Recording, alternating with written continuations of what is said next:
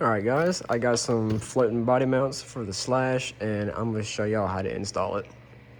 Alright, so this is everything that came with the kit that I bought. You get your front body mounts, your rear body mounts, a different shock tower, which I'm thinking I'll probably be fine with the one I got on there now, but you also get a 0-degree bulkhead and a carbon fiber hinge pin brace. Alright, so first I'm going to work on the front end here. I'm going to put this bulkhead in place of this one. So in order to remove the stock bulkhead, you're going to have to remove that screw and all the C-clips holding on the hinge pins. And then you should be able to get your bulkhead out.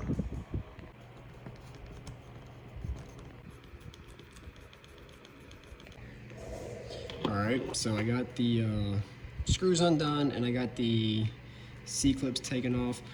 So now the hinge pins can slide out. They're supposed to slide out, there you go. And now we can remove our bulkhead. So now we take the aftermarket one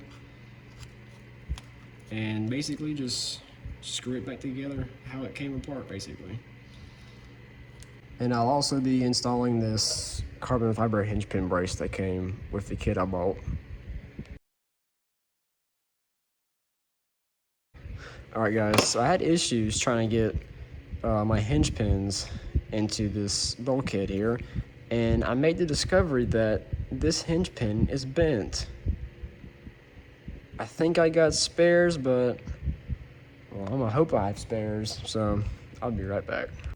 After many moons of scavenging, I finally found a hinge pin that'll fit, and it's even got a C-clip already on it, so that's good.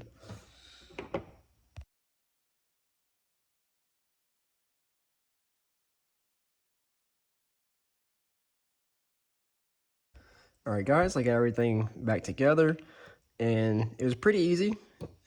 Very easy install. And all I'm gonna say is just be careful with these two screws and be sure not to over tighten them and strip out the threads.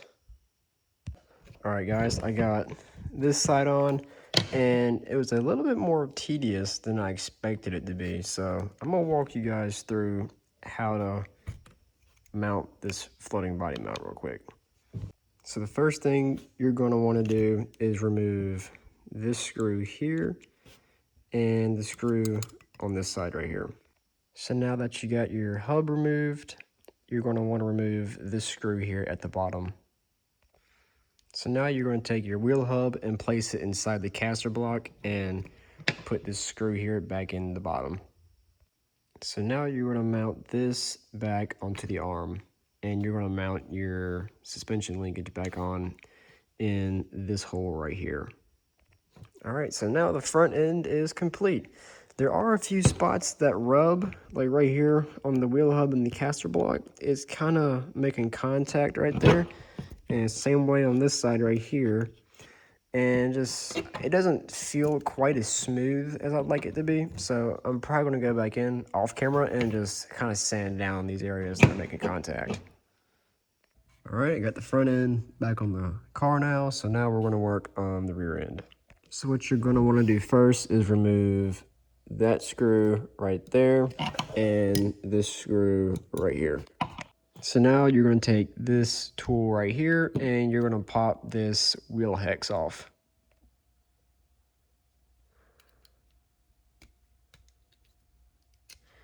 So now you just remove this pin right here and just be careful of these spacers here. Pay attention to how they go on and you just pull your drive shaft out.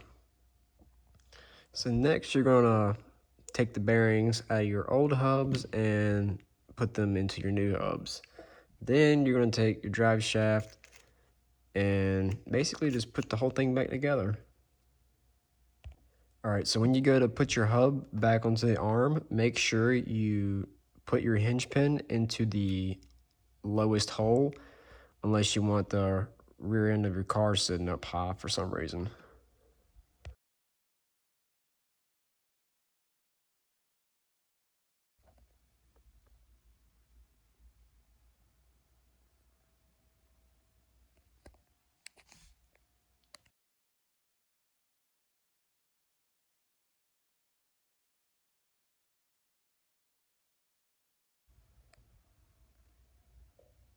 Alright, and I got the rear end mounted back on the car.